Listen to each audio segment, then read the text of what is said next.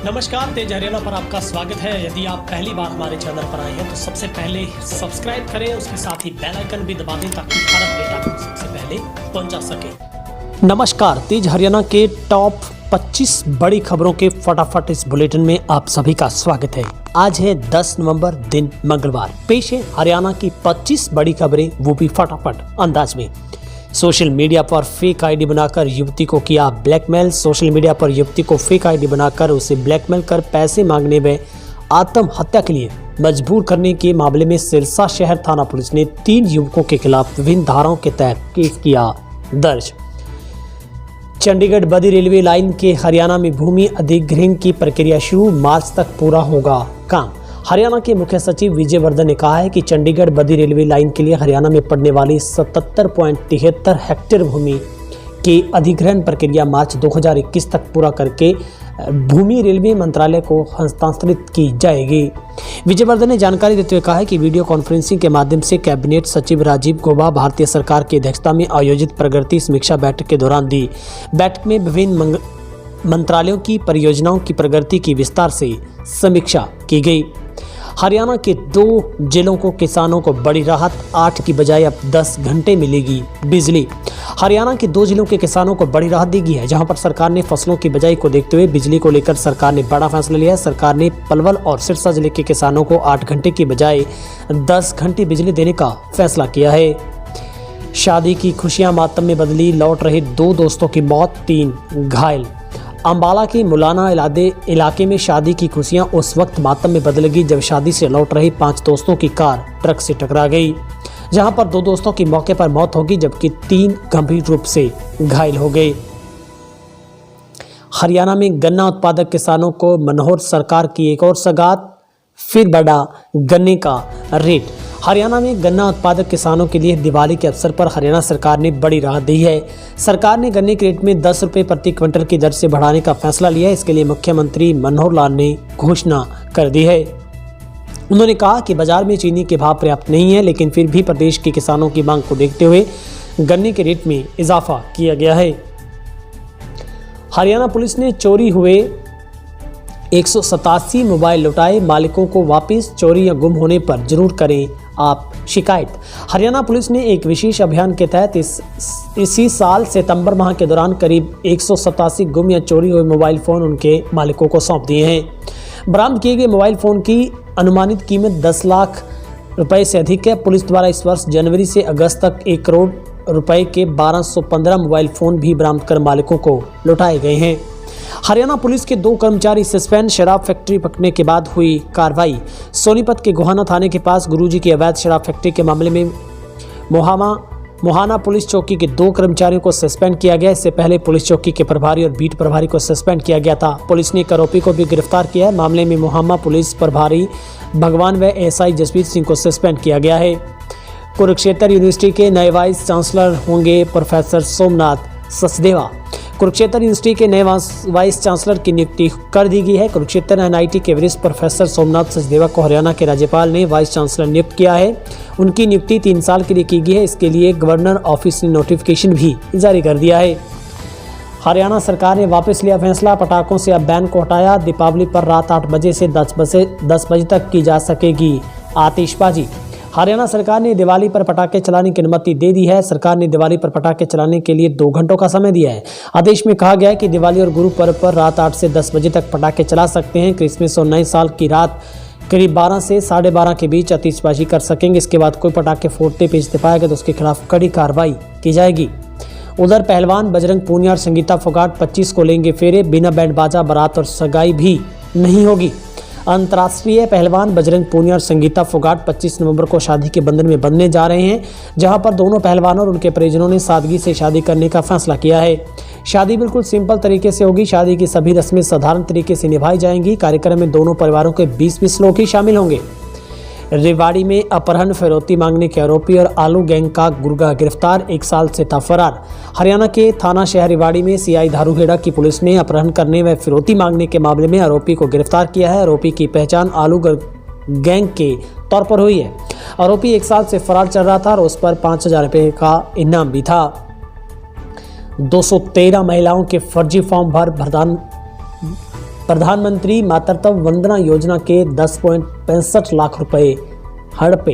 प्रधानमंत्री वंदना योजना के पीएमवाई पोर्टल पर गलत तरीके से ऑनलाइन पंजीकरण कर 213 पात्रों के फॉर्म भरकर 5,000 रुपये प्रति पात्र के हिसाब से 10,65,000 रुपये की रकम हड़प ली गई है। जब संबंधित विभाग के अधिकारियों को पता चला तो उन्होंने सूची में दर्शाए गए पात्रों के मोबाइल नंबर पर संपर्क किया तो कोई भी पात्र महिला संबंधित खंड के किसी भी गांव से संबंधित ही नहीं थी। मुख्यमंत्री बोले, मशीनों की हो चुकी है डैमेज, किसी भी सूरत में नहीं चलेगी शुगर मिल। मांग को लेकर सीएम से मिले थे किसान। सीएम खट्टर ने रविवार को फतेहाबाद में पहुंचे। यहां पर गांव दौलतपुर में पूर्व विधायक व भाजपा नेता बलवान दौलतपुरिया के आवास पर उनकी भतीजी की शादी में शामिल होने के लिए आए थे, जहां पर विभिन्न संगठनों ने सीएम से मुलाकात कर अपनी मांगे रखी थी। भुना के किसान शुगर मिल को शुरू करने की मांग को लेकर सीएम से मिले थे। हालांकि सीएम ने उन्हें जवाब दिया कि मिल पूरी तरह से डैमेज हो चुकी, इसलिए इसे किसी भी सूरत में दोबारा से शुरू नहीं किया जा सकेगा। उधर विधायक अभय यादव, पूर्व मंत्री अजय यादव समेत 2,486 नए पॉजिटिव, अकेले गुरुग्राम में 964 केस। प्रदेश में कोरोना संक्रमण खतरनाक स्थिति की ओर लगातार बढ़ रहा है, जहां पर फरीदाबाद से 390 पिछले 24 घंटों की रिपोर्ट में केस सामने आए हैं। उधर नागन चौधरी, विधायक अभय यादव और रेवाड़ी से पूर्व मंत्री कैप्टन अजय यादव भी कोरोना पॉजिटिव पाए गए हैं। दिल्ली के बाजारों में बड़ी देसी गाय के गोबर के दियों की डिमांड, 50,000 भेजे। रतिया की सड़कों पर घूमने वाली देसी नस्ल की बेसहारा गायों का गोबर दियों के रूप में दिल्ली व अन्य राज्यों में बाजारों की शान बन रहा है। पहले गोबर की गौशाला व गौसंवर्धन समिति के लोग नाले में डाल देते थे, वहीं प्रबंधन के कारण वहीं गाय के गोबर से लाखों रुपए की आमदन हो रही है। अब तक करीब 50,000 दिए बनाए जा चुके हैं और 4 गुना डिमांड और आ रही है। बर्गर लेने गई लड़की का शव सरसाना नहर में मिला, सोशल मीडिया पर डाली फोटो से हुई शिनाख्त।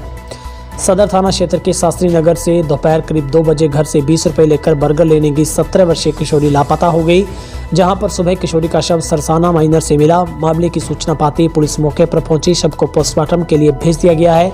शास्त्री नगर के रहने वाले राधेश्याम ने बताया कि वो मजदूरी कर परिवार का पालन पोषण करता था। बताया कि उसके परिवार में 3 बेटी और 2 बेटे हैं। त्योहारों पर हादसों से निपटने की तैयारी, 75 फोरमैन दिन और रात के लट पर संकरे बाजारों में जाएगी दमकल बाइक।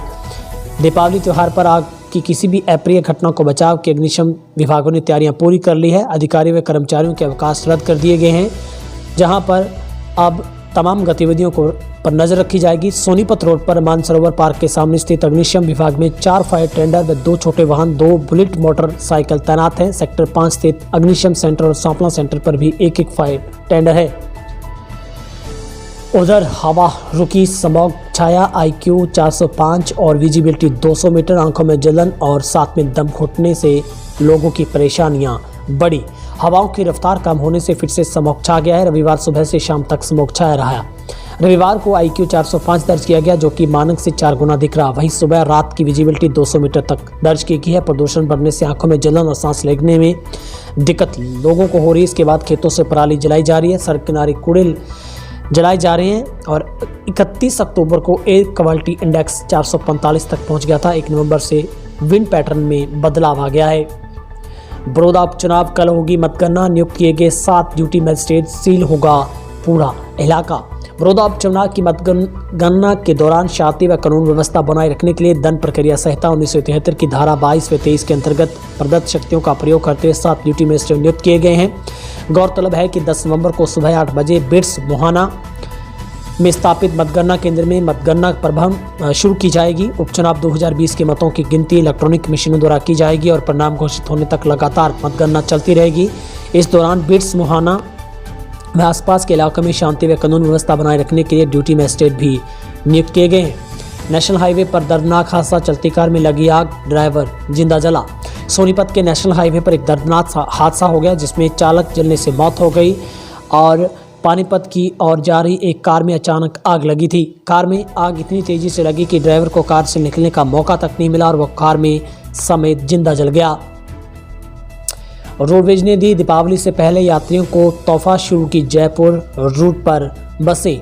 दीपावली से ठीक पहले सोनीपत रोडवेज विभाग ने बस यात्रियों को बड़ी राहत दे दिया। विभाग ने लोकल रूटों के साथ साथ लॉकडाउन के बाद बंद पड़े रूटों पर बस सेवाएं देनी शुरू कर दी, जिसके अंतर्गत जयपुर रूट पर भी 2 बसें भेजी गई हैं। अब हरिद्वार और शिमला रूट पर भी बसें चलाने की तैयारी की जा रही है। गर्भवती महिला ने खुद पर पेट्रोल छिड़कर लगाई आग, पति के साथ थाने गई थी शिकायत देने। पलवल में मुनकटी में एक गर्भवती महिला द्वारा खुद को पेट्रोल छिड़कर आग लगाने का मामला सामने आया है। जानकारी के मुताबिक महिला का अपनी जेठानी और उसके पति के साथ झगड़ा हुआ था, जिसके बाद महिला अपने पति के साथ शिकायत करने थाने गई थी, जहां पहले ही उसने जेठानी मौजूद थी। जेठानी ने पीड़ित के पति के खिलाफ शिकायत दी थी। पुलिस ने इस पर केस दर्ज कर पीड़िता के पति को हिरासत में ले लिया। पति को हिरासत में लेने पर पीड़िता ने खुद को पेट्रोल पंप पर जाकर पेट्रोल खरीदा और माचिस लेकर आग लगा ली। स्कूटी सवार महिला हेरोइन समेत गिरफ्तार, पुलिस को देख भागने का किया था प्रयास। अपराध शाखा का पुलिस टीम ने सहायक उप निरीक्षक भूपिंदर सिंह के नेतृत्व में गांव मिराना के बस स्टैंड के समीप एक स्कूटी सवार महिला को हेरोइन समेत गिरफ्तार किया है। गिरफ्तार की गई आरोपी महिला को अदालत में पेश किया गया है। बड़ौदा उपचुनाव पर पूर्ण पारदर्शिता के साथ राउंड वाइज की जाएगी मतगणना, तैयारियां हो गई पूरी। बड़ौदा उपचुनाव की मतगणना 10 नवंबर यानी कल सुबह 8 बजे से पोस्टल बैलेट की गिनती से की जाएगी, जिसको लेकर 5 टेबल लगाई गई हैं। इसके बाद 8:30 बजे से ईवीएम से मतगणना की शुरुआत होगी, जिसके लिए 14 टेबल लगाएगी। मतगणना के लिए प्रशासन ने तैयारियां पूरी कर ली हैं। शातिर ठग शोरूम संचालकों को बना रहे हैं शिकार, ऑनलाइन पेमेंट का दे रहे हैं झांसा। पुलिस अधीक्षक चंद्रमोहन की लोगों को साइबर अपराध से बचाने की ओर एडवाइजरी जारी की गई है। एसपी चंद्रमोहन ने बताया कि दिवाली के त्यौहार पर साइबर अपराध करने वाले ठग एक अनोखे तरीके से ठगने का प्रयास कर रहे हैं, जहां पर तमाम लोगों को उन्होंने सचेत रहने की अपील की है। सीएम आवास का घेराव करने पहुंचे किसान संगठन, पुलिस ने बैरिकेड लगाकर रोका। स्वराज के अध्यक्ष योगेंद्र यादव के नेतृत्व में सोमवार को कृषि कानून के विरोध में 34 किसान संगठन करनाल में प्रेमनगर स्थित सीएम के आवास का घेराव करने पहुंचे, लेकिन पुलिस ने किसानों को बैरिकेड लगाकर सीएम आवास से पहले रोक लिया, जिसके बाद किसान सड़कों पर बैठ गए और सरकार के खिलाफ जमकर नारेबाजी की। इस दौरान बड़ी संख्या में पुलिस बल मौके पर तैनात किया गया था। फिलहाल हरियाणा की 25 बड़ी खबरों में इतना ही। यदि आप पहली बार हमारे नए हैं, चैनल पर पहली बार आए हैं, तो यूट्यूब पर तेज रहना को सब्सक्राइब कर लें और रोजाना पाएं हरियाणा की हर ताज़ा अपडेट सबसे पहले।